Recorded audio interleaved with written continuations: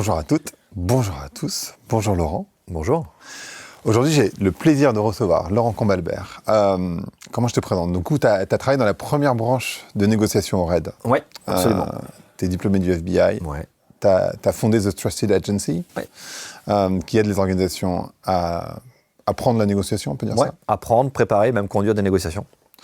Donc, on va parler de négociation, par définition. On va parler de la culture de la crise, on va parler de tes programmes, on va parler de leadership, c'est un peu le sujet. Peut-être une question basique, entre guillemets, pour commencer. C'est quoi pour toi le leadership? Pour moi, le leadership, c'est un acte d'autorité que tu vas exercer sur ton environnement, accepter, avoir un peu de contrôle sur ton environnement, sur l'incertitude de l'environnement. C'est un acte d'autorité sur ton équipe, évidemment. Je pense qu'on est reconnu comme leader par notre équipe. On est nommé chef, mais on est reconnu comme leader par ceux qu'on est censé inspirer, engager, motiver. C'est un acte d'autorité également sur ta mission. Je pense que tu dois avoir la main sur la façon dont tu donnes le sens à ce que tu fais et dont tu positionnes ta mission. Et puis c'est un acte d'autorité sur soi. On est souvent la personne qu'on connaît le moins. Et donc c'est essayer de comprendre ses postures, ses attitudes, ses appétences pour devenir plus efficace en leadership. Comment on fait pour mieux se connaître? Je pense que l'expérience, c'est la première école de soi. Il faut pratiquer et il faut débriefer. La culture du débriefing n'est pas forcément quelque chose qu'on voit beaucoup en France. Moi, je l'ai évidemment pratiqué quand j'étais au RAID parce que systématiquement, toutes les missions étaient débriefées.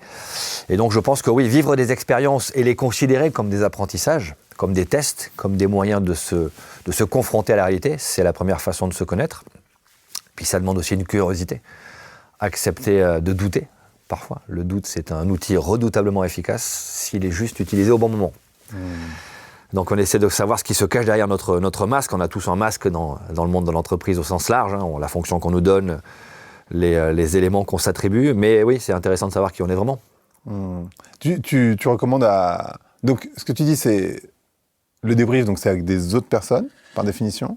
Alors le débriefing, déjà tu peux le faire avec toi-même.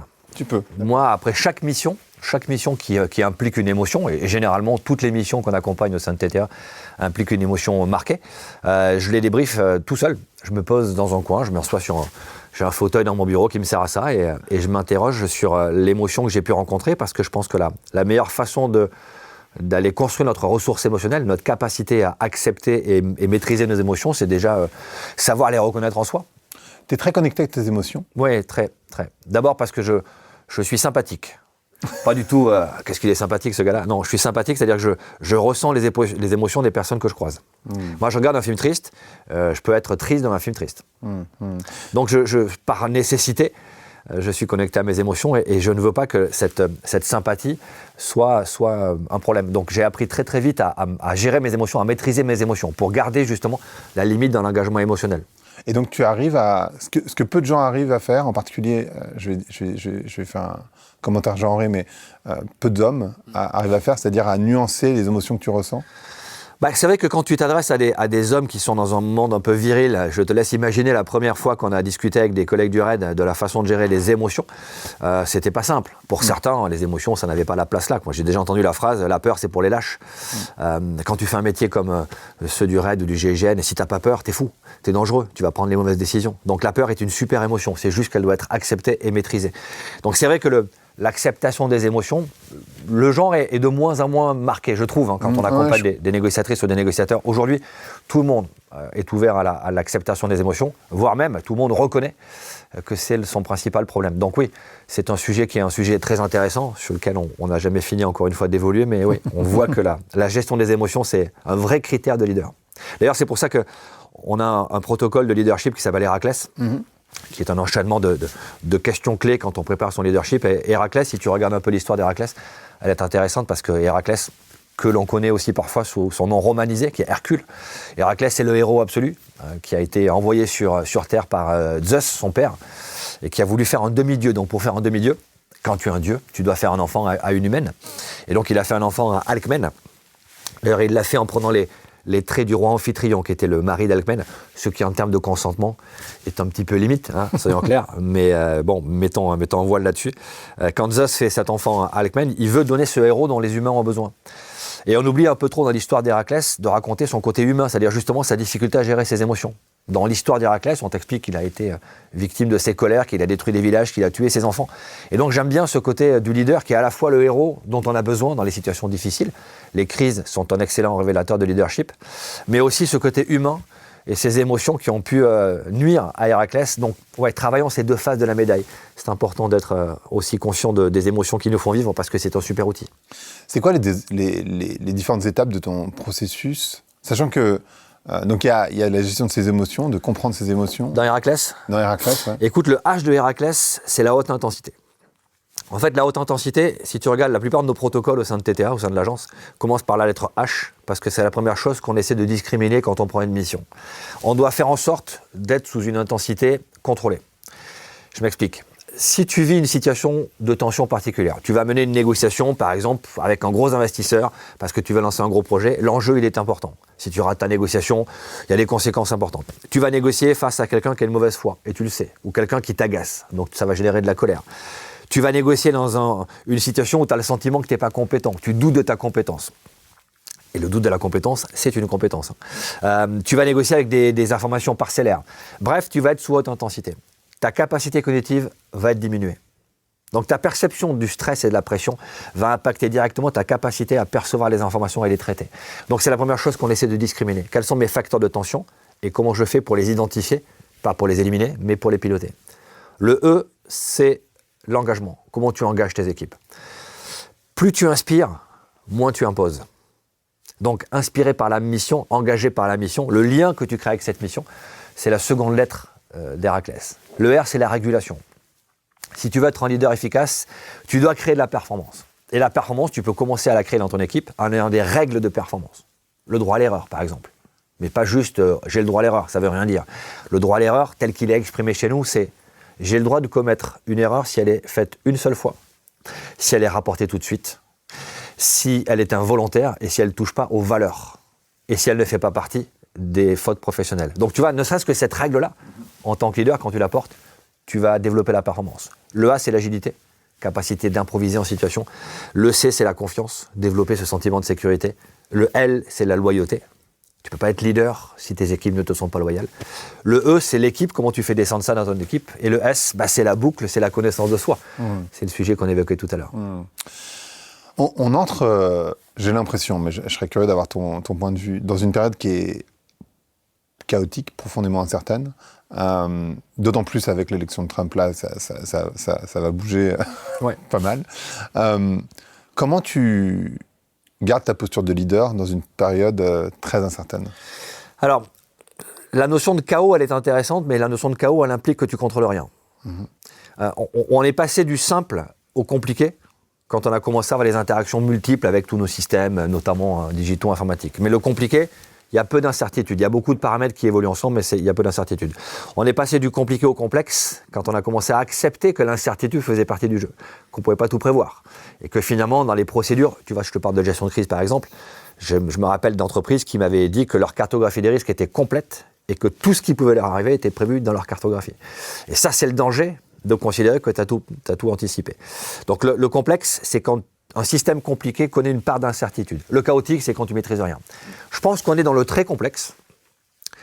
Je ne pense pas que l'élection de Trump crée de la complexité.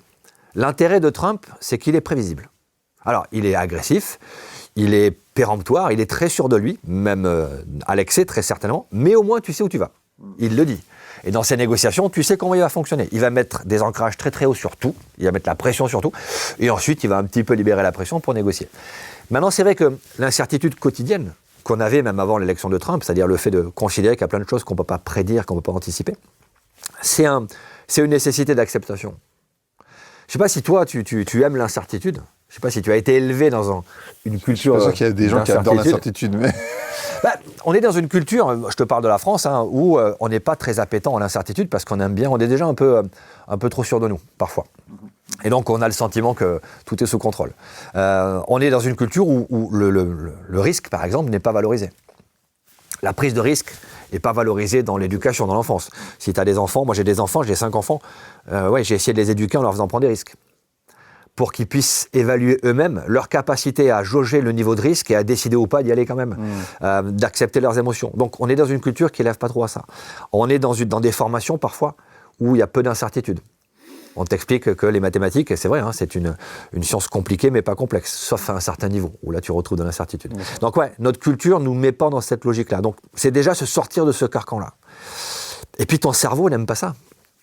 Non. Ton cerveau n'aime pas faire face à l'incertitude pour plein de raisons, mais la première, c'est qu'il a compris qu'on était un animal assez faible. Notre rapport à poids-puissance est ridicule, hein, franchement. Tu fais des tractions à une main ? Non. Bon, les primates font des tractions à une main dès la naissance. Tu lèves quel poids ? Tu penses que tu peux lever combien de fois ton poids ? Une fois, une demi-fois ? Une fourmi lève 20 fois son poids. Oui, pas 20 fois. Voilà, une abeille peut soulever 40 fois son poids. Donc, on est un animal assez faible, et notre force, c'est notre cerveau. Et notre cerveau a compris que pour survivre, il doit économiser son énergie, physique et psychique. Or, l'incertitude te pousse à remettre en cause cet équilibre. Pour t'adapter à l'incertitude, tu vas devoir sortir de ta zone de confort. Et ça, ton cerveau, il aime pas ça. Inconsciemment, ton cerveau te dit ne le fais pas. Fais ce que tu sais faire. Reste dans ce que tu maîtrises. On a toujours fait comme ça, pourquoi on changerait ? Donc oui, je pense que le monde incertain dans lequel on est, il n'est pas plus incertain qu'avant. Je pense qu'on voit plus l'incertitude, on l'accepte un peu plus. Ça nécessite, oui, de se sortir du carcan de la zone de confort et de se dire, ok, prenons des risques. Comment on fait ça ? On le fait par l'échec, je pense. Moi, je me suis aperçu, j'ai 53 ans, je me suis aperçu il y a quelques années que finalement, j'aimais bien me mettre en risque. J'ai pendant longtemps pensé que j'étais dans le contrôle du risque absolu. Et je me suis dit que finalement, toute ma vie a été des prises de risque. Quand j'ai quitté la police, j'avais 31 ans. Je suis parti de la police, j'étais détaché du RAID. Avec une prise de risque importante. Je quittais un environnement un peu sécurisé. Je montais un métier qui n'existait pas. Négociateur de prise d'otages privé, de kidnapping, ça n'existait pas. Ça existait aux États-Unis, mais pas en France. Et donc, je me suis dit, tiens, finalement, c'est peut-être ça qui est mon moteur. Quand, l'année de mes 50 ans, j'ai décidé de quitter Paris et de me lancer dans une nouvelle aventure, un campus de formation, une nouvelle entreprise. Quand j'ai débauché mon épouse d'une belle boîte, un gros labo suisse, en lui disant, viens avec moi. En fait, je me suis aperçu que c'était cette prise de risque qui nous motivait, qui nous donnait l'énergie d'aller jusqu'au truc. Donc je pense que l'audace de se lancer et l'acceptation que tu peux te planter, parce que ça va nous arriver à tous, je pense que c'est le premier point. On peut se planter, rebondir et même apprendre d'un échec. Mais il y a plein de gens qui sont... Moi, je pense que je suis assez proche de ce que tu décris, mais il y a beaucoup de gens qui sont complètement averses au risque, qui n'ont pas du tout envie. En fait. Et en particulier, les entreprises dans lesquelles tu bosses, c'est donc par définition des salariés, qui a priori ont une petite aversion au risque, parce que sinon ils seraient entrepreneurs. Ouais, mais encore une fois, c'est un problème de génération, je pense. Encore une fois, hein, je ne suis pas du tout un chercheur de travail dans les générations, mais pour avoir des enfants qui ont entre 27 et 18 ans, je vois leur capacité aujourd'hui à faire des choses que je n'aurais jamais faites. À leur âge, ils ont pris des risques que j'aurais jamais pris. Et pourtant, aujourd'hui, tu peux te dire, ouais, mais Laurent, il aime bien ça. Non, ils ont fait des trucs, comme on a parmi nos enfants des entrepreneurs. Il y en a un qui a 27 ans, un qui a 18 ans. Ils se lancent dans des trucs, tu leur dis, mais t'as un business plan, t'as une idée de là où tu vas. Il dit, ben non, on verra bien. Et puis si je me plante, je vais rebondir. Donc, ouais, je pense que c'est peut-être un problème de génération. Et puis, t'as des boîtes aussi où la culture du risque, elle n'est pas présente. Parce que, surtout... ne faisons pas tanguer le bateau parce que c'est dangereux. Tu as des métiers où c'est logique, hein. Puis tu en as d'autres où c'est dommage de ne pas prendre le risque. Mais surtout dans cette période un peu incertaine, justement. Ouais, mais c'est les opportunités. C'est maintenant qu'il y a des opportunités. C'est maintenant que tu peux renverser la table. Quand l'ordre est établi, que tout va bien, qu'il y a des gros qui tiennent le système, ouais, tu rentres dans le système, tu peux le changer un peu de l'intérieur, mais tu le fais un petit peu dériver. Là, ouais, aujourd'hui, tu renverses la table, tu crées des business. Bien sûr que c'est le truc, il est fun. Moi, j'enseigne à HEC et je croise des gamins parfois qui me bluffent, quoi. Ils ont 18, 19, 20 ans. Ils ont des idées, mais je me dis, waouh, mais c'est top d'avoir cette idée et puis de la porter.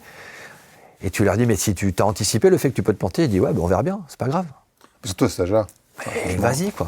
Il faut être des effecteurs, il faut lancer le truc, il faut prendre des décisions. Le sujet que j'avais envie d'aborder avec toi en particulier, c'était que, ce que je te disais un tout petit peu avant qu'on enregistre, mais vraiment juste avant, c'est que moi je croise beaucoup de DRH, directeurs de la transformation, de plutôt grosses boîtes, mais pas nécessairement que des grosses boîtes, à qui on donne un poste, qui ont souvent une carrière très solide, à qui on donne un salaire, et puis ils se retrouvent devant un mur, parce que... en fait, il n'y a aucune volonté de transformer l'organisation profondément, parce que ça demande souvent de transformer des croyances profondes au sein du comité de direction.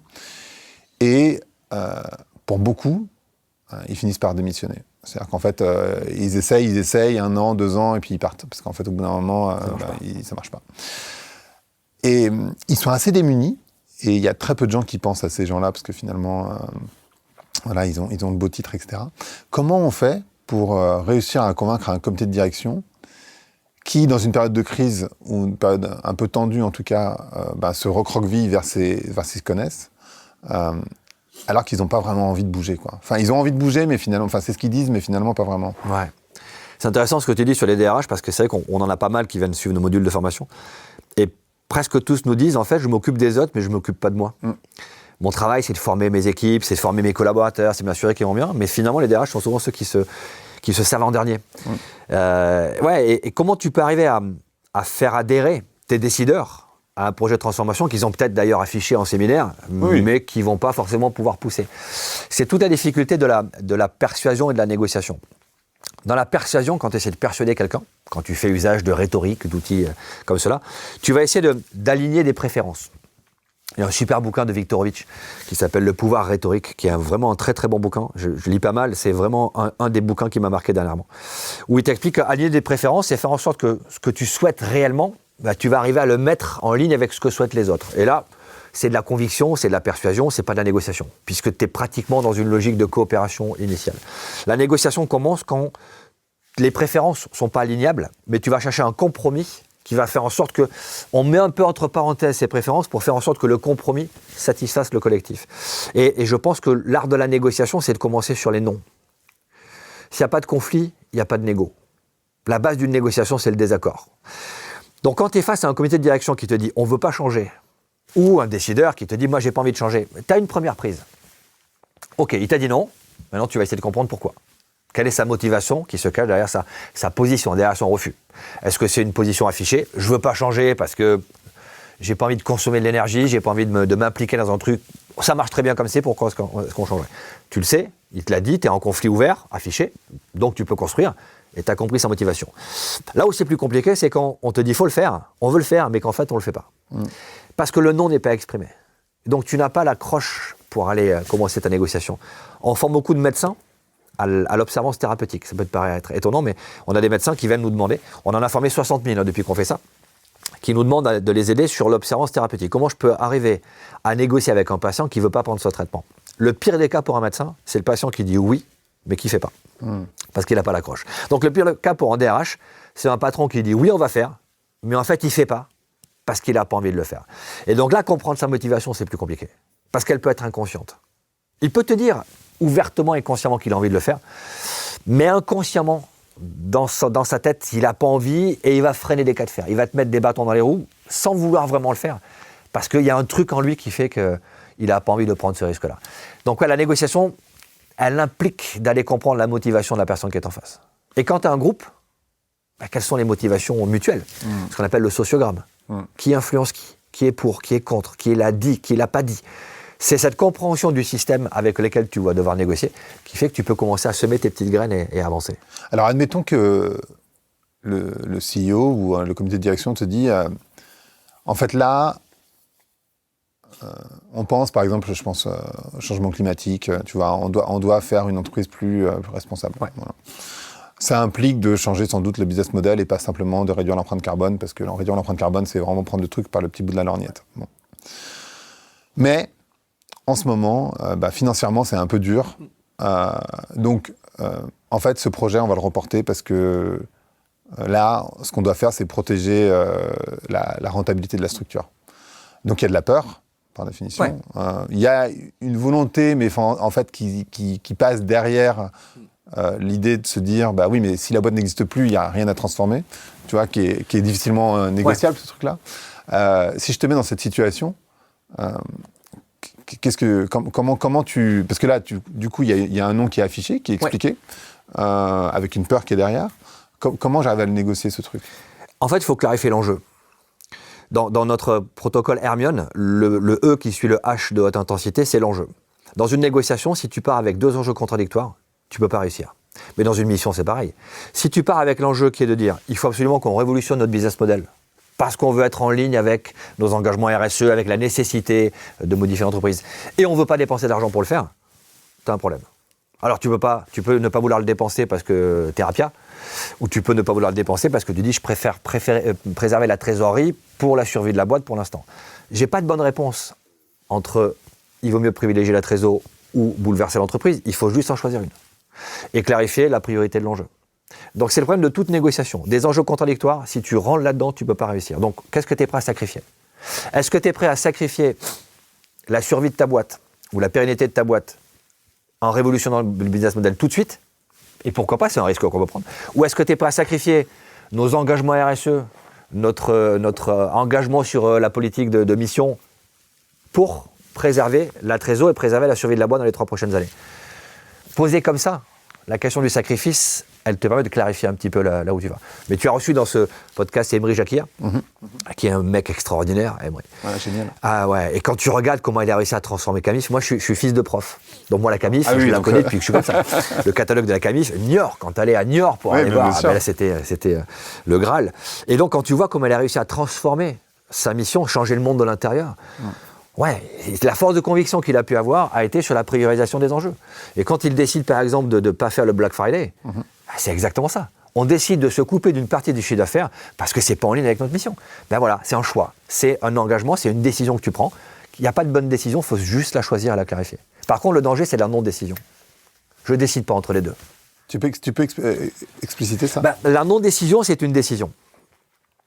Alors surtout, allez-y, mais ne lâchez rien. Alors, j'y vais à fond, mais est-ce qu'on lâche un peu, ou je lâche rien, mais on accepte que ça marche pas. C'est le choix entre les deux. Dire à quelqu'un, on se lance dans la RSE à fond et on ne dépense rien pour le faire, ça ne fonctionne pas. C'est une non-décision. La non-décision du choix de ta priorité. Donc ne pas décider, c'est un choix. C'est une responsabilité. Comment tu gères la mauvaise foi ? La mauvaise foi, c'est conscient.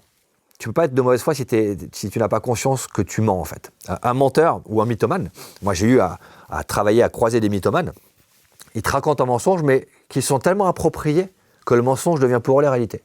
Donc quand ils t'expriment leur mensonge, même si tu sais qu'objectivement c'est faux, la façon dont ils te le disent, c'est pas la mauvaise foi. La mauvaise foi, c'est « je te mens, je sais que je te mens, je sais que tu sais que je te mens, et il est hors de question que je reconnaisse que je te mens. » Donc déjà, première chose, je ne sais pas si ça t'est déjà arrivé. Sans doute que oui. Qu'est-ce que ça génère chez toi ? La frustration. Frustration d'un besoin, d'une attente ou d'une valeur. En l'occurrence, si tu as quelqu'un de mauvaise foi et qui est d'un de tes collaborateurs ou quelqu'un de proche, ça frustre ta valeur qui est qu'entre nous, on se fait confiance, on se dit les choses. La frustration d'un besoin, d'une attente ou d'une valeur, ça déclenche la colère.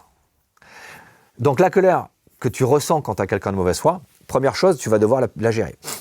La colère est une émotion légitime, mais si tu la laisses se dégrader, ça devient de l'agressivité. Et là, tu vas te disqualifier. Et tu seras plus efficace. Donc, première chose, tu pilotes ta colère. Ensuite, tu mets ton ego de côté. Parce que ton ego va vouloir faire avouer à l'autre qu'il a menti. Tu veux qu'il te prouve que ce qu'il te dit est vrai, alors que tu sais très bien que c'est pas vrai, et lui aussi, il le sait très bien. Mets ça de côté, on s'en fout. On est là pour créer la relation, garder la relation. Si tu vas le titiller, tu casses la relation. Troisième chose, principe de réalité. Là, tu es en train de m'expliquer que un de mes concurrents pourrait te faire la même offre que la mienne à moins 15%. C'est ce qu'il t'a dit, tu sais que c'est faux.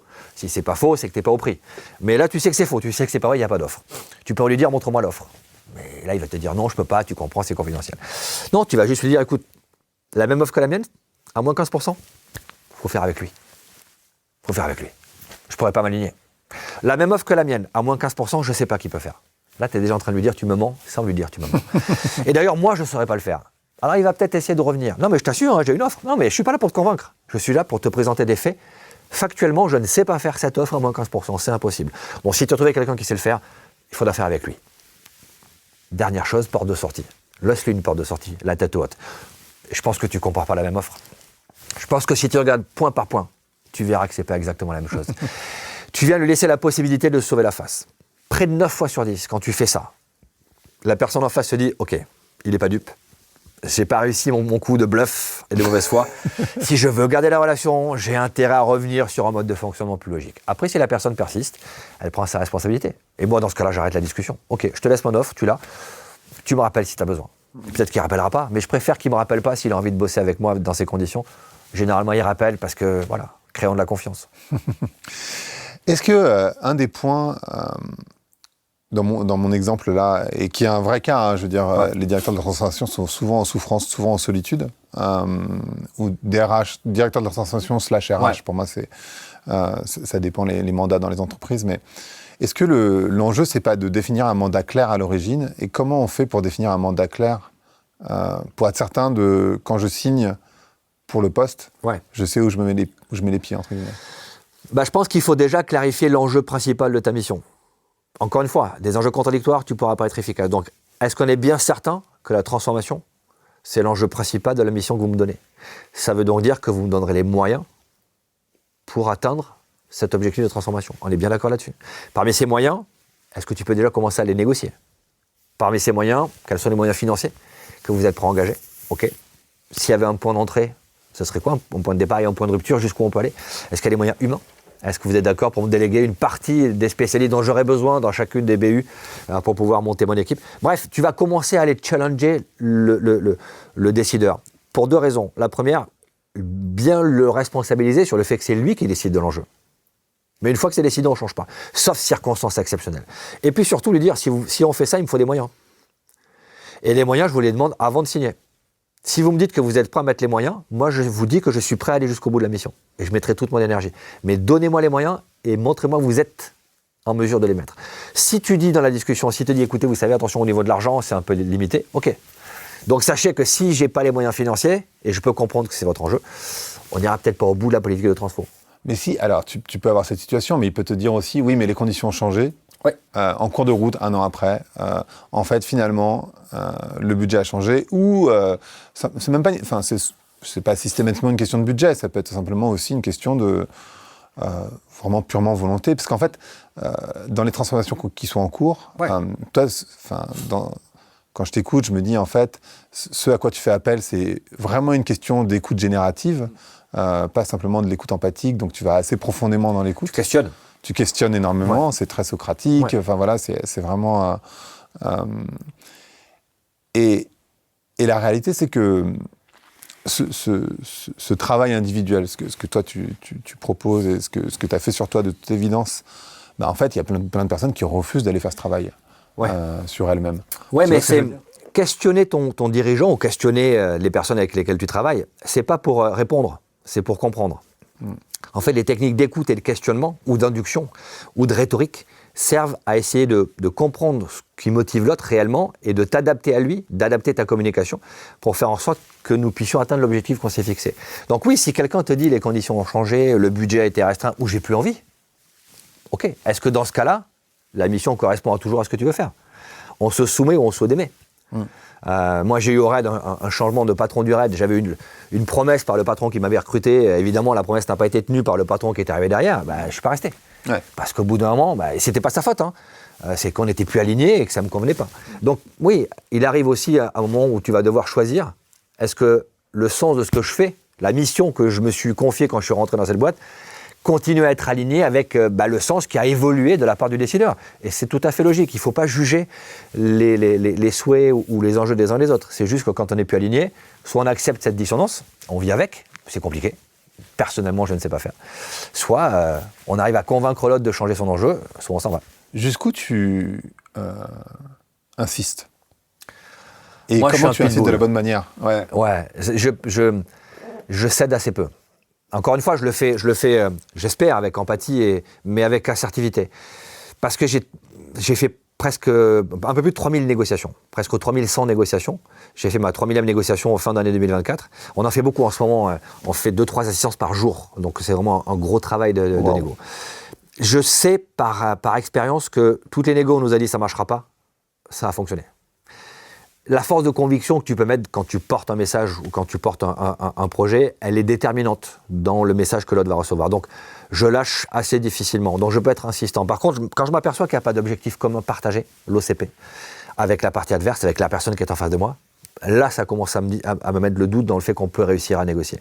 Et quand je m'aperçois qu'on tourne en rond et qu'on revient tout le temps au même sujet, ok, à un moment donné, il faut être capable de dire stop, ça ne marchera pas, on n'y va pas.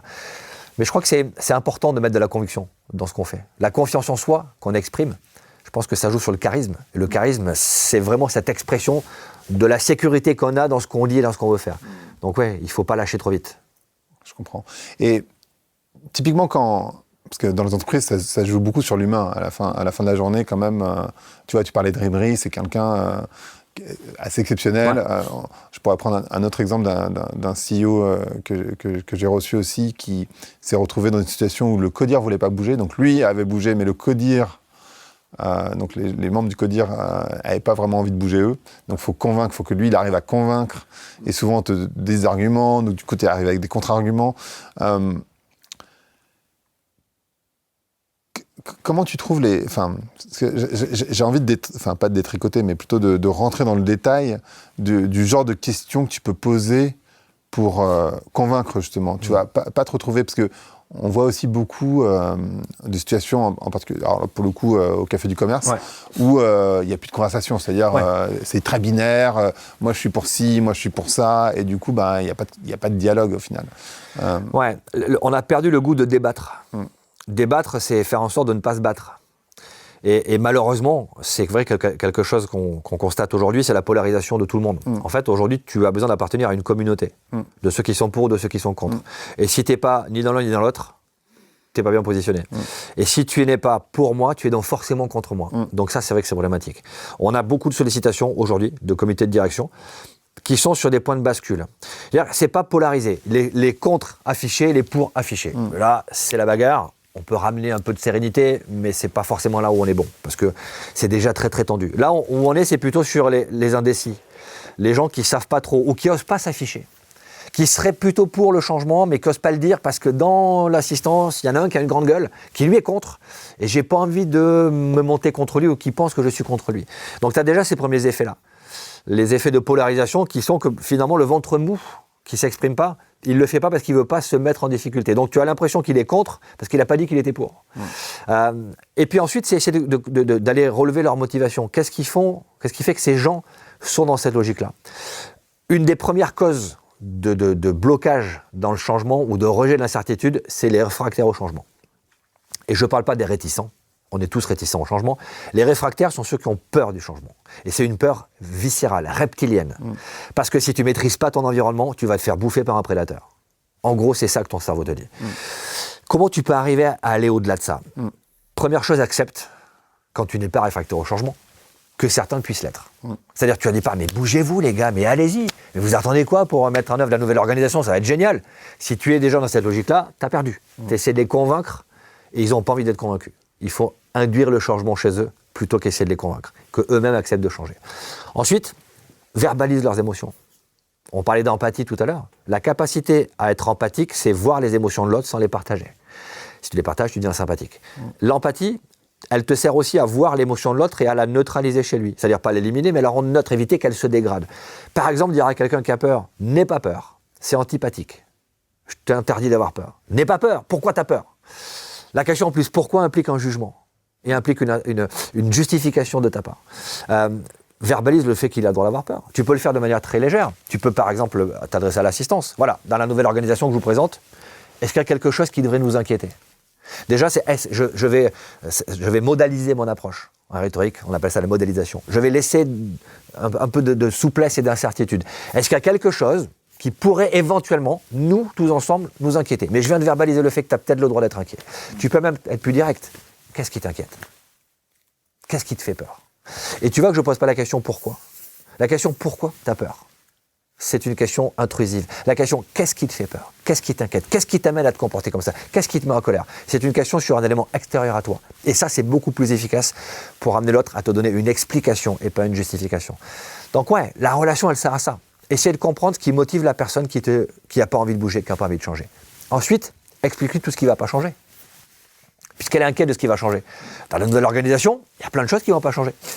Les bureaux vont rester les mêmes, les horaires de travail ne vont pas changer, la répartition des tâches non plus. Tu vas lui montrer qu'elle a focalisé son attention que sur les trucs qui l'inquiètent. Et ça, c'est ce que j'appelle cet effet, l'effet d'aspiration. Si je te demande de faire 100% d'une tâche, d'une mission, tu maîtrises parfaitement les 90 premiers pourcents de cette mission. Tu ne maîtrises pas les 10% qui restent. 90% de ton attention va être aspirée par les 10% que tu ne maîtrises pas. Il te reste 10% d'attention pour gérer 90% du dossier, c'est impossible. Et tu t'es fait une montagne d'un petit truc, mais qui pour toi est une montagne. Donc il faut purger cette perception-là, et notamment par l'interrogation, et notamment par la démonstration de ce qui ne change pas. et également par le changement d'angle. Tiens, si tu étais à ma place, à la tête de la boîte, tu commencerais par quoi pour mettre en œuvre la nouvelle organisation? Quelle serait ta première décision? Tu vas mettre l'autre dans le siège de celui qui décide. Tu vas lui donner des leviers. Beaucoup de réfractaires au changement se sentent spectateurs du changement et de l'incertitude. En leur redonnant l'idée qu'ils pourraient avoir les leviers, ou en leur donnant même du pouvoir de décision, tu vas prendre les premières décisions pour ton équipe. Qu'est-ce que tu fais dans ton équipe? Ça sera quoi ta première décision? Tu le projettes déjà dans le fait qu'on a changé. Tout ce qui doit finir est déjà fini. Allez, on est déjà changé. Qu'est-ce que tu as pris comme première décision pour faire accepter la nouvelle organisation? Tu vas le mettre dans cette idée qu'il a les leviers. Est-ce qu'il n'y a pas... Enfin, moi, ce que j'ai observé beaucoup, tu vois, sur 20 ans de transformation, enfin, moi, j'ai accompagné pas mal de boîtes dans leur transformation, d'abord digitale et puis maintenant plutôt responsable.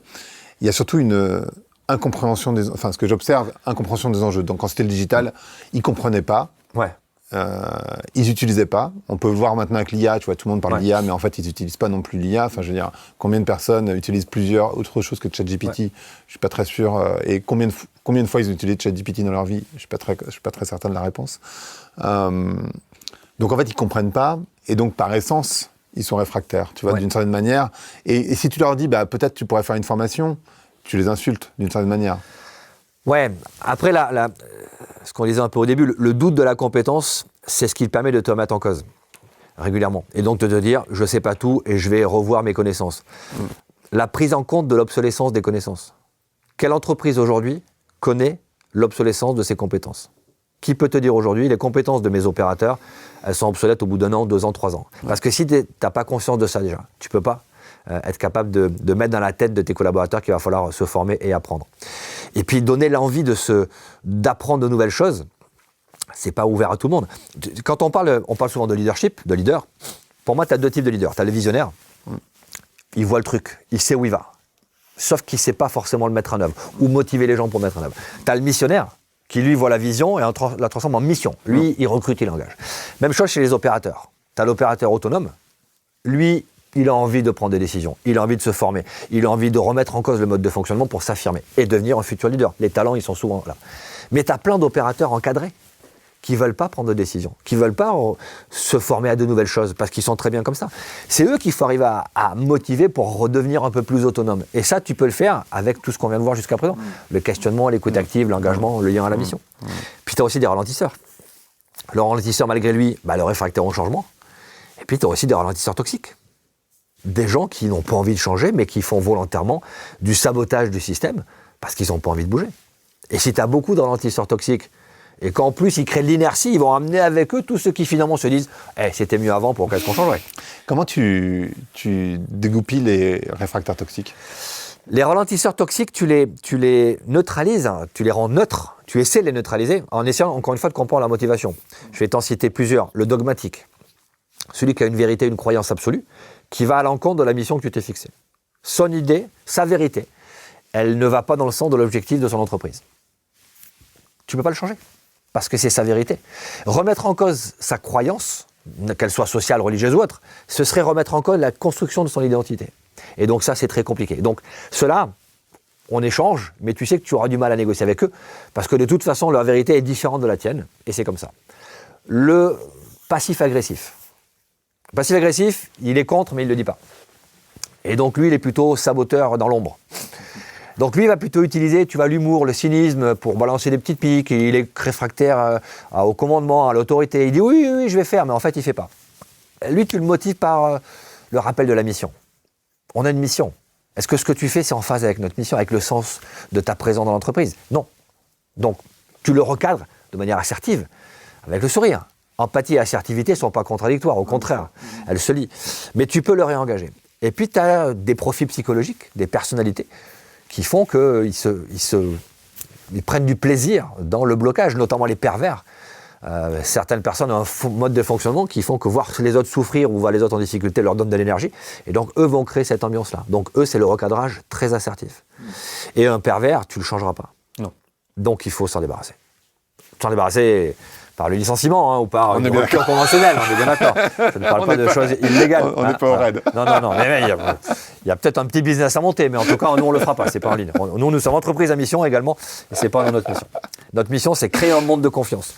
On a voulu que l'agence TTA soit entreprise à mission. On est très sensibilisé depuis longtemps sur la loi Pacte et sur ses implications. Et on est devenu entreprise à mission très très vite, notamment avec Emery qui était notre parrain au sein de la communauté des entreprises à mission. Et on a voulu se donner comme mission, inspirer et transmettre pour créer un monde de confiance. Je pense qu'on ne pourra pas relever les prochains défis sociétaux, environnementaux, économiques, s'il n'y a pas de la confiance dans les organisations et entre les organisations elles-mêmes. Et ça passe par le leadership responsable et la négociation éthique. Et puisque tu parles d'Emery, est-ce qu'il n'y a pas un sujet que lui n'a pas justement, mais que moi j'ai beaucoup observé, qui est que dans mon individualisme de patron ou de membre du comité du CODIR, la transformation pourrait supposer que je perde mon job, que mon salaire baisse, etc.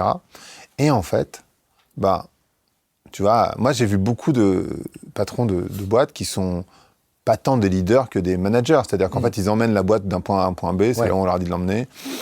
Bon, est-ce que vraiment ça vaut le coup de prendre des risques alors que je suis genre un mandat de 3 ans Pas vraiment, parce qu'en fait, la transformation, elles ne sont pas si rapides que dans 3 ans, ça sera le bout du monde. Donc, à la limite, pourquoi moi, je vais prendre cette responsabilité alors qu'en fait, tu vois.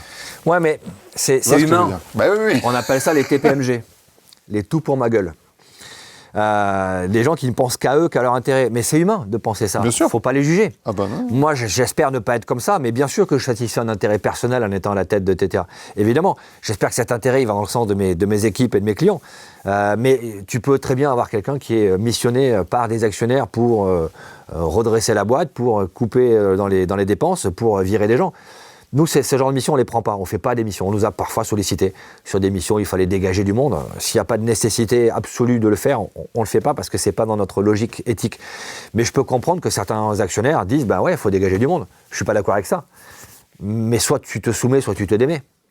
Et ta négociation elle est avec tes actionnaires. Donc ouais, si tu es un mercenaire qui va pour casser du système parce qu'on t'a demandé de le faire, bah ouais, si tu restes à ta place, tu l'assumes. Alors moi, je voyais plus sur... Encore une fois, je suis directeur de la transformation des RH et mon directeur général, il ne va pas le dire, mais en gros, il est dans ce profil. C'est-à-dire qu'en fait, tout pour ma gueule, c'est vraiment ça. C'est-à-dire que, oui, alors, non, je pense que c'est hyper important de transformer. D'ailleurs, je vous ai nommé directeur de la transformation. C'est son alibi, quoi. Mais en fait, fondamentalement, moi, mon poste, j'ai envie de le protéger. Je ne suis pas si loin de la retraite. En fait, j'ai un mandat de 3-4 ans, parce qu'en gros, un CEO, ça ne reste jamais beaucoup plus longtemps. Ouais. Mais quand vous allez partir à la retraite, monsieur le directeur général, vous avez envie de laisser quoi comme empreinte? Vous avez envie de laisser quelque chose ou pas? Non, je m'en fous, je vais rien laisser. Ok, bon, ça va être compliqué de travailler ensemble. Ouais, j'aimerais bien laisser une marque. Est-ce que l'empreinte que vous voulez laisser, c'est celle de quelqu'un qui finalement a ronronné dans son coin ou celle de quelqu'un qui a lancé le petit truc? Je ne vous demande pas de révolutionner, mais peut-être juste mettre une petite étincelle. Allez, vous m'aidez à mettre en place cette étincelle. Je vous demande un petit peu. Allez, je vous demande une petite prise de risque. Tu peux négocier avec quelqu'un. Encore une fois, est-ce que tu peux arriver à modifier son intérêt ou à lui faire percevoir qu'il y a peut-être un intérêt supérieur dans ce qu'il est en train de faire? Le but de la négo, c'est souvent ça. Comment tu vas aligner des intérêts divergents pour faire en sorte qu'ils construisent quelque chose ensemble? Et pour faire ça, il faut faire un effort. Une concession nécessite une contrepartie. Est-ce qu'il y a une série de questions qu'on peut se noter pour bien négocier, pour faire ce genre de travail? Il y a plein, les techniques de questionnement, maintenant on appelle ça la questiologie, c'est carrément devenu une science pratiquement, la questiologie. Mais c'est très intéressant parce qu'à l'école on t'apprend à répondre aux questions, pas à les poser. Ouais. Donc on sait assez peu poser les questions. Bien sûr que tu as des techniques de questionnement, par exemple les questions fermées qui provoquent des oui. On est bien d'accord qu'on est là pour faire changer l'entreprise. S'il te dit non, alors dans ce cas-là, qu'est-ce qu'on fait là? S'il te dit oui, ok, c'est donc bien la mission que vous m'avez confiée, changer l'entreprise, d'accord. S'il y avait 3 priorités pour vous dans cette réforme de l'entreprise, quelles seraient-elles? Là, tu fais une question ouverte avec un choix limité. Tu lui donnes 3 possibilités. Tu peux faire une question ouverte plus large. Pour vous, quelle serait la première mesure à prendre pour mettre en place cette réforme que vous me demandez de piloter? Tu vas l'impliquer dans la projection. Si je vous proposais 2 alternatives, on peut réformer rapidement, mais ça va coûter un peu d'argent, mais par contre ça ira vite. On peut prendre un peu plus de temps pour se réorganiser, ça sera un peu moins coûteux, par contre on va perdre un peu plus de temps. Qu'est-ce qui est le préférable pour vous? Là tu lui fais un choix d'alternatives comparées, tu lui fais choisir entre 2 alternatives que tu as choisies toi-même. C'est de l'influence, c'est-à-dire que ce n'est pas de la démonstration, tu as déjà une volonté dans ta tête. Parce que toi dans ta tête tu sais déjà que tu veux l'amener sur la transformation. Donc oui, tu as des techniques de questionnement qui sont assez surprenantes, il y a une dizaine de techniques de questionnement qu'on utilise en négociation qui permettent justement d'aller amener l'autre à modifier sa perception de son intérêt personnel pour adhérer à l'intérêt collectif. Est-ce que ça permet de craquer les résistances, le bon questionnement? Ouais, ça permet déjà de montrer à l'autre que tu n'es pas dupe de ses résistances, et ça permet parfois de lui montrer à lui que ses résistances peuvent être inconscientes, ou que ses résistances personnelles impactent l'objectif global qu'on lui a fixé. Parce que si les actionnaires lui ont demandé de réformer l'entreprise, et que lui dit « ouais, mais moi, j'ai pas envie de le faire parce que ce serait trop de prise de risque, et puis moi, dans 3 ans, je suis sorti », dans ce cas-là, il se met en défaut sur la ligne globale qu'on lui a fixée. Donc ça permet aussi de faire prendre conscience que l'alignement, c'est un effort. C'est jamais facile. Et alors, je vais retourner, parce que j'ai beaucoup parlé... j'ai pris le point de pivot, tu as compris, du DRH, directeur de la transformation. Je suis parti d'un côté, beaucoup de la direction. Mais de l'autre côté, j'ai vu ça en particulier chez Adobe, où quand le CEO a décidé de changer la stratégie du groupe, il y a eu des manifestations en interne, parce qu'en fait, donc, ils sont passés en gros de vendre des CD-ROM au cloud. Donc maintenant, en 2025, ça fait plus aucun sens. Enfin, évidemment que c'était la bonne décision à prendre, mais à l'époque, ça voulait dire on change de métier, on fait plus du tout le même travail, on va vendre du logiciel qu'on va mettre à jour en permanence versus un CD-ROM qu'on mettait à jour une fois tous les 2 ans. Il y a eu des manifestations en interne, des grèves en interne. Là, il y a de la grosse résistance de groupe. Comment tu gères cette résistance? C'est toute la problématique des visionnaires. Le visionnaire, par définition, il a une vision que les autres n'ont pas. Et son travail, c'est de faire accepter que cette vision, on peut la transformer en mission, qu'elle a du sens. Et les bons visionnaires sont toujours dans l'anticipation. Parce que le visionnaire qui arrive trop tard, il n'est pas visionnaire. Tu le sais jamais. Voilà. Il a été visionnaire, mais mince, quelqu'un a été visionnaire avant lui. Tu as des réticences qui sont assez logiques, encore une fois, sur la courbe que je t'ai donnée, les leaders, les opérateurs et les ralentisseurs. Ce qui est intéressant, c'est de comprendre le sociogramme. La vraie relation d'influence des parties prenantes de ton organisation. Qui est neutre? Qui n'a pas exprimé particulièrement de points positifs ou négatifs? Qui est pour? Exprimé, qui a dit qu'ils étaient pour, et donc tu vas t'appuyer dessus. Qui est pour? Je pense qu'ils sont pour, ils sont supposés pour, mais ils ne l'ont pas dit. Qui est contre? Qui l'a exprimé, et dans ce cas-là, tu vas direct au contact pour voir comment tu peux induire le changement chez eux, et qui est contre sans l'avoir réellement exprimé. Et tu vas jouer en fait de l'influence en informant les uns et les autres, en faisant en sorte que tu puisses faire changer cet équilibre. Donc c'est une compréhension du mode de fonctionnement de ton organisation. Et puis quelles sont les motivations de ceux qui poussent le groupe à dire non? Est-ce qu'ils ont une motivation qui est réelle? Votre projet c'est une folie, il ne faut pas le faire. Ok, vous pensez que mon projet c'est une folie, c'est ça? Question fermée qui vous voit quand oui? Oui. Ok, qu'est-ce qui vous amène à penser ça? La question ouverte, pas pourquoi. La question qu'est-ce qui? Pour avoir une explication. Et là tu vas avoir ces arguments. Ok, si je vous montre que vos arguments ne tiennent pas vraiment la route par rapport au contexte dans lequel on est. Là tu es en train de faire par le questionnement. Tu l'amènes volontairement à changer sa position. S'il ne veut pas le faire, c'est que sa motivation n'est pas collective, elle est individuelle. Donc c'est encore une fois une question de compréhension de la dynamique sociale de ton groupe et des motivations des leaders du refus pour arriver à soit les réengager, soit les neutraliser, les rendre neutres. Comment je peux apprendre à bien poser des questions? Il faut venir te former chez TTA. Je dis que la réponse. Ouais, en fait, il faut s'exercer. Moi, la première fois que j'ai mis en œuvre ces questions, le premier qui m'a vraiment mis le doigt sur cette notion-là, c'est mon mentor, hein, c'est Michel Marie. Michel Marie, c'est le premier négociateur du RAID. C'est lui qui a eu l'idée qu'il fallait faire de la négo. C'est lui qui m'a recruté. Et la moitié des méthodes que j'utilise aujourd'hui, c'est lui qui a mis la petite graine. C'est lui qui m'a dit... Ça, c'est vachement intéressant. Il n'a pas forcément eu le temps de développer, mais c'est lui qui a mis l'idée que c'était un truc intéressant. Et c'est le premier qui m'a dit, les Canadiens bossent sur les techniques de questionnement. C'est dans les interrogatoires de police. Donc, regarde ce qui se passe au Canada sur les techniques de questionnement. On devait être en 98 ou 99, et j'ai commencé à m'interroger là-dessus. Et donc, j'ai travaillé sur le questionnement, et je me suis sorti d'un mauvais pas. D'ailleurs, je pense que ça a été déterminant pour mon business, grâce à des questions. Ma première négociation en tant que négociateur privé, j'étais jeune, j'avais 32 ans. Je suis envoyé par un assureur qui couvre le risque kidnap and ransom dans un groupe du CAC 40 pour négocier le kidnapping d'un ressortissant français pris en otage au Mexique. Je viens de quitter la police, enfin d'être détaché, de mettre entre parenthèses. Je viens de divorcer.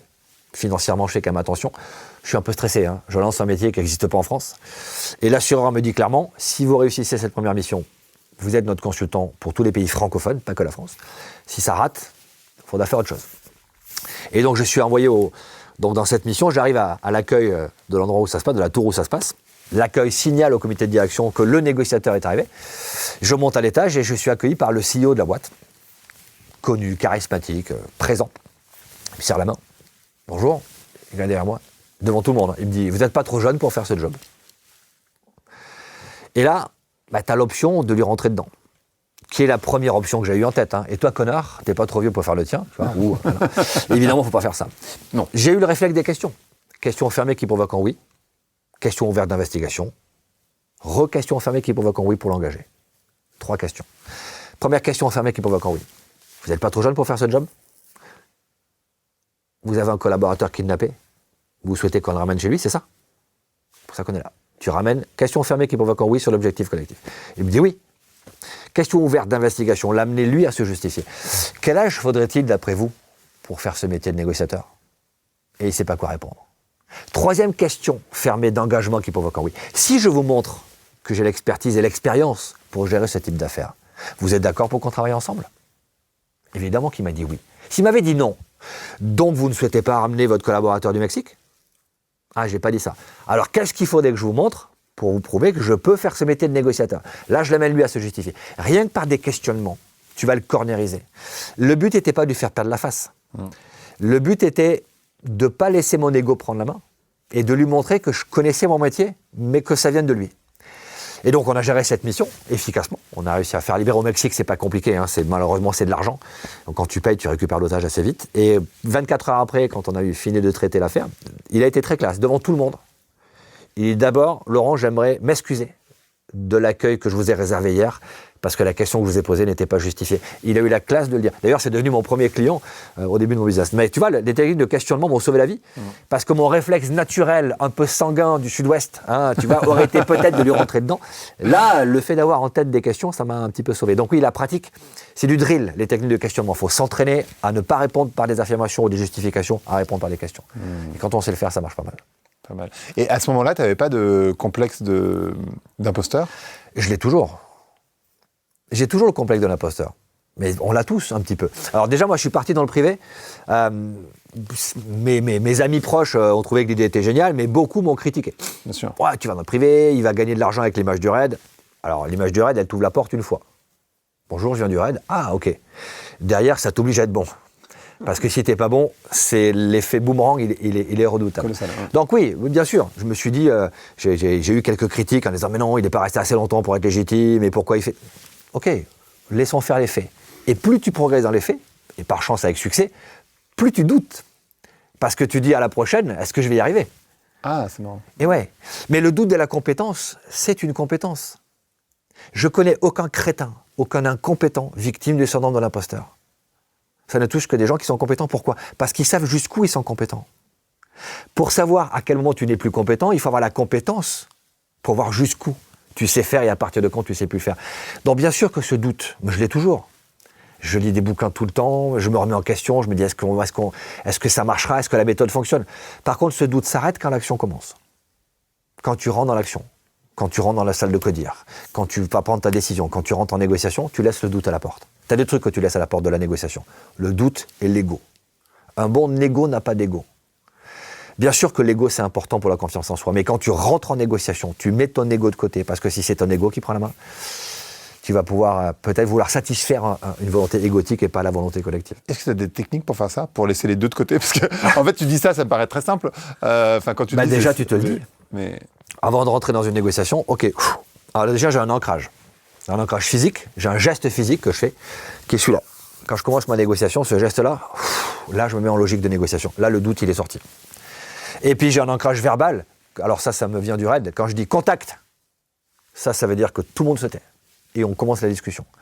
Donc, ces ancrages-là font qu'à ce moment-là, c'est fini. J'ai mis ma casquette de négociateur, je suis rentré dans la logique, ou ma casquette de leader. Je sais que mon ego, je m'en méfie, et le doute, on verra plus tard. Je le retrouverai en sortant. Mais c'est encore une fois, c'est de la conviction. Ces ancrages mentaux, cette préparation mentale et les ancrages physiques, ça te permet de te dire, ok, là, on rentre dans autre chose. On est rentré dans un autre monde. Là, tu rentres dans ta négociation. Ok, tu rappelles tes compétences, tu réfléchis, tu parles plus doucement. J'ai tendance à parler vite. Quand je suis en négociation, je parle doucement. Parce que quand je me mets dans cette logique-là, ok, je pose ma voix, je pose ma prosodie, je pose ma profondeur de ton. Et donc, c'est encore une fois de la préparation mentale.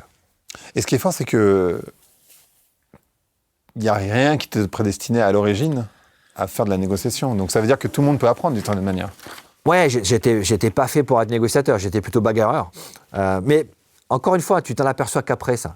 Quand j'étais étudiant à Toulouse, j'ai fait ma fac de droit et Sciences Po Toulouse, pendant l'été, j'assurais la sécurité de la piscine Nakache, qui est une piscine entre deux quartiers difficiles de Toulouse, et ça bagarrait tout le temps. Et donc, j'étais boxeur à l'époque, j'étais assez sportif, et on m'avait mis là, avec une autre bande, pour assurer la sécurité physiquement. Et assez vite, je me suis aperçu que j'arrivais à négocier, j'arrivais à discuter, à expliquer les trucs qu'il ne fallait pas faire, parfois transiger un peu. Ok, hein, vous avez sauté la grille, les gars, alors vous repassez de l'autre côté, il y en a un qui passe. Ah, on n'a pas d'argent. Allez, on en laisse passer 1 sur 3. Il y en a 1 sur 3 qui ne paie pas, ça marche. On arrive à négocier. Donc, c'est vrai que je n'étais pas prédisposé à ça, mais finalement, en regardant un peu, je pense qu'on a tous cette prédisposition, donc on peut tous devenir négociateur, bien sûr. Certains vont plus vite que d'autres. Tu as des appétences particulières qui font que tu vas plus vite. Je pense que la première appétence, après elle est très personnelle, mais c'est la première chose que je recherche quand je forme un négociateur ou quand je recrute une négociatrice, c'est est-ce que tu aimes le conflit? Est-ce que tu aimes qu'on te dise non? Est-ce que quand on te dit non, ça te bloque ou ça te motive? Donc ça, c'est le premier truc. Est-ce que tu es capable de bosser sur tes émotions? Tu vas vivre des négociations avec des émotions fortes. Et pas qu'en faisant de la prise d'otage. Hein. Quand tu es DRH, quand tu es CEO, tu gères des négociations avec des émotions fortes. Est-ce que tu sais les accepter et les gérer? Est-ce que tu es capable de développer une technique personnelle sur le questionnement, ce qu'on a vu tout à l'heure. Donc oui, tu peux aller plus vite. Certaines appétences te permettent d'aller plus vite. Mais tout le monde peut être négociateur, bien sûr. Et qu'est-ce que tu réponds, par exemple? Moi, je déteste le conflit, tu vois. J'ai tendance à pas aimer le conflit. Comment tu gères un profil comme le mien? Mais le conflit, c'est génial. Qu'est-ce qui fait que tu n'aimes pas le conflit? En posant des questions. Ouais. Qu'est-ce qui fait que j'aime pas le conflit? Tu vois, déjà, je m'ai dit pourquoi. Ouais. Pourquoi tu n'as pas le conflit? C'est un jugement. Qu'est-ce qui fait que tu n'aimes pas le conflit? J'en sais rien. Qu'est-ce que ça génère chez toi quand tu vis un conflit? De la colère. De la colère? Parce que quelqu'un t'a dit non? Ou de la frustration. Ou de la frustration. Bah déjà, si tu identifies le fait que cette colère, elle est légitime, parce que quand quelqu'un te dit non, alors que tu espères un oui, ça crée de la frustration, mais cette colère, mets-la au service de la négociation. L'autre a peut-être raison. On parle d'assertivité. L'assertivité, c'est exposer son point de vue, défendre son point de vue en acceptant celui de l'autre. Donc, face à quelqu'un qui n'est pas appétent au conflit, j'essaie de comprendre d'où ça vient, et puis de lui montrer que le conflit, c'est la base de la créativité. Imagine, on a tous les deux la même idée. À deux, on a une idée. En termes de créativité, c'est nul. Par contre, si ton idée et la mienne peuvent s'associer, à tous les deux, on a 3 idées. La tienne, la mienne et celle qu'on va créer ensemble. Et si on s'aperçoit que sur nos 3 idées, il y en a une qui est meilleure que les 2 autres, eh ben on se rangera à cette idée. C'est peut-être la tienne, c'est peut-être la mienne ou c'est peut-être celle qu'on va créer ensemble. Et en confrontant des idées différentes, et que si on a envie de le faire, on va inventer un truc génial. On a une association qui s'appelle Don de confiance, où on reçoit des collégiens qui sont en perte de confiance en eux, et qui ne fonctionnent que sur l'argent que nous, TT, on met dans la boutique, et, enfin dans l'association, et des dons. Donc si des gens veulent faire des dons à Don de confiance, n'hésitez pas. On reçoit des collégiens qui sont en perte de confiance en eux, et on leur fait un exercice tout simple, notamment pour les 6e, 5e, les plus petits. L'exercice du 6. On a une grande affiche, avec un 6 dessus, on met au milieu de la salle, on met la moitié des gamins d'un côté, l'autre moitié de l'autre. On dit à ceux qui sont là, expliquez-leur que c'est un 6. Et on dit à ceux qui sont là, expliquez-leur que c'est un 9. Et on laisse faire. Et en 30 secondes, c'est la guerre. Entre les 9 et les 6. Les 9, les 6, stop! Faites le tour. Ah bah oui, quand je viens là, c'est plus un 9, c'est un 6. Bah c'est pas un 9 ou un 6, c'est un 9 et un 6. Et quand on a un 9 et un 6, qu'est-ce qu'on peut faire? Bah la division, la soustraction, la virgule, la multiplication. Bah ouais, vous avez tous les deux raison. Et c'est parce que vous êtes capable de mettre ensemble vos 2 visions que vous allez faire un tas de trucs géniaux. Donc si on arrive à mettre ça dans la tête des enfants, que le conflit, c'est ce qu'on en fait qui compte. C'est pas le conflit, la confrontation, c'est le conflit, la discussion et le débat pour arriver à sortir quelque chose d'un désaccord. Et ça, c'est l'art de la négociation. La négociation, c'est l'art du compromis. C'est l'art de trouver des solutions qui vont satisfaire tout le monde. Même si c'est pas le max de ce que tu voulais au départ. Une bonne négociation, ça crée une petite frustration. T'as pas eu tout ce que tu voulais, mais tu as eu ce qui était juste au regard de tout ce qu'on peut observer. Qu'est-ce qui a été ta négociation la plus difficile, mais surtout pourquoi ça a été difficile? Bah, la négociation la plus difficile, c'est toujours la dernière. Parce que c'est la dernière que tu as traitée, parce que même si tu as réussi, on a un taux de succès de plus de 98%. Mais après, c'est notre métier, hein, on fait que ça, c'est logique. C'est la dernière parce que tu dis, mince, on aurait pu être meilleur là-dessus, ou là-dessus, on devrait apprendre. Après, la plus difficile, quand j'étais au RAID, c'est un schizophrène qui retenait son fils en otage. Et celle-là, elle était marquante parce que j'ai fait ce qu'il ne fallait pas faire. Mais ça a marché. On a un schizophrène qui doit avoir 27 ou 28 ans, qui a la garde de son fils pendant le week-end. Son fils a 18 mois, si mes souvenirs sont bons, c'est un gamin pas très grand. et il pète les plombs pendant le week-end. On pense qu'il a arrêté son traitement, donc il craque, la mère de son fils l'appelle, il refuse de répondre. La police arrive pour essayer de voir ce qui se passe parce que la maman est inquiète, il refuse d'ouvrir la porte. Et en fait, il se dit que la police va lui tirer dessus. Donc chaque fois qu'il va parler à la police, il est sur le balcon et il tient son fils pendu dans le vide. Et il ne veut pas parler à la police parce qu'il a peur qu'on lui tire dessus, ce qui va évidemment pas lui arriver. Il y a une bâche en bas, les pompiers ont mis une bâche, mais c'est 8 étages. Hein. Si le gamin tombe, il tombe sur la tête, il est mort. Ouais. Et donc, moi, je ne suis pas d'alerte ce moment-là. Je rentre d'un stage de parachutisme, donc je ne suis pas habillé en policier, je ne suis pas rasé. Il faisait très beau, donc je suis bronzé. Et on me dit, écoute, il ne veut pas parler à la police, mais il veut parler au médecin.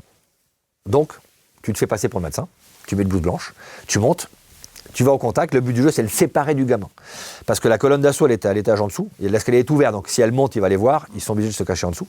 Et donc je vais au contact, commence à discuter avec lui, et mon enjeu c'est qu'il ne soit plus avec le gamin pour pas le prendre dans le vide. Il a une porte blindée, donc j'arrive à la porte, il ouvre la porte, il sort sur le palier, je regarde ses blessures, il s'est ouvert les bras. Et en fait quelqu'un bouge. Je pense que c'est quelqu'un de la police locale ou du raid, je sais pas, mais quelqu'un qui était derrière qui a bougé. Moi, je le vois pas parce que je regarde le bonhomme et pas ce qu'il y a derrière, mais je vois qu'il regarde au-dessus de mon épaule. Il voit que ça bouge. Il me dit, qu'est-ce qui se passe? Donc, je tourne pas la tête parce que je veux quand même l'avoir en visuel. Et puis, je vais essayer de l'attraper pour au moins le retenir. Sauf qu'il recule et il me dit, viens docteur, rentre, n'aie pas peur. 3 règles. Tu ne rentres jamais dans la bulle de sécurité d'un schizophrène. Tu ne rentres pas dans un lieu duquel tu peux pas t'échapper tout seul. Et tu ne rentres pas dans un lieu si tu n'es pas couvert par un sniper. Et j'ai une induction, j'ai un truc dans l'oreille, donc j'entends.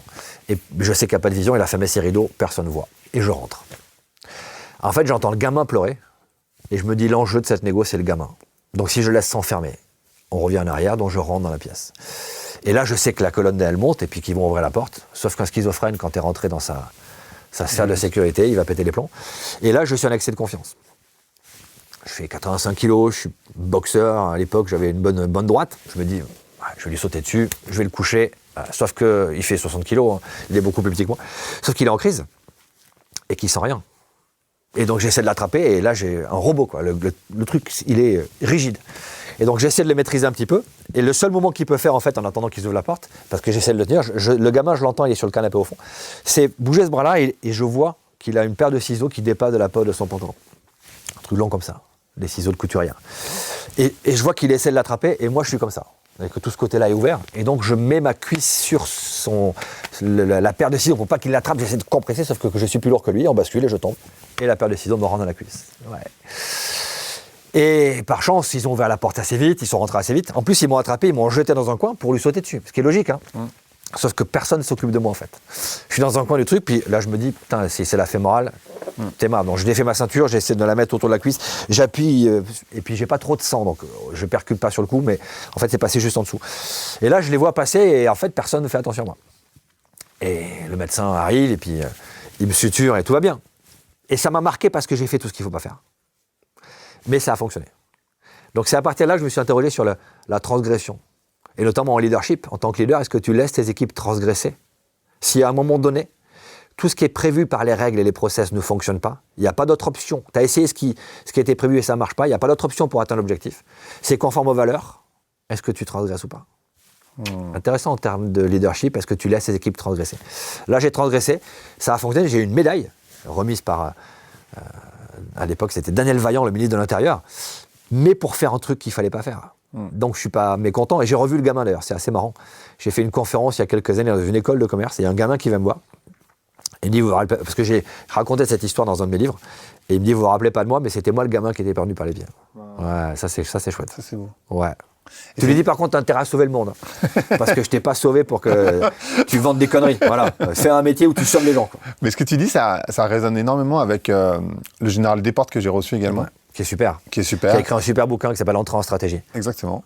Et qui dit, en fait, à l'armée, on nous apprend, et les meilleurs succès dans l'armée sont dans la désobéissance. Ouais, mais tu sais, c'est ce que disait De Gaulle sur le général Leclerc. Ouais. Il disait, le général Leclerc a très bien appliqué tous les ordres, particulièrement ceux que je ne lui ai pas donnés.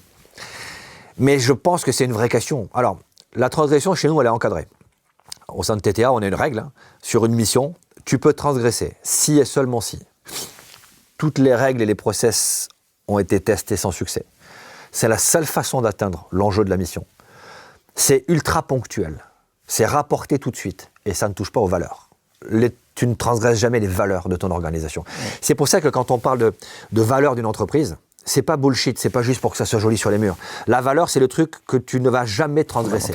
S'il n'y en a pas, c'est la porte ouverte au comportement inefficace. S'il y en a trop, c'est le carcan duquel tu ne peux pas te sortir. Donc il y a 3-4 valeurs dans les organisations qui devraient être posées comme un truc auquel on ne touche jamais. Parfait. Merci beaucoup, Laurent. Merci à toi. Hyper intéressant. Merci de ton invitation et puis merci de ton podcast parce que je l'écoute avec plaisir. Eh bien, avec grand plaisir. Tu as reçu Desportes, tu as reçu Emery, je sais que exactement. C'est top. Plein de que gens des gens super. Merci. Merci beaucoup à vous d'avoir écouté cet épisode. J'espère qu'il vous aura beaucoup inspiré, que vous allez pouvoir négocier beaucoup mieux. Je vous donne rendez-vous dans 2 semaines pour un nouvel épisode.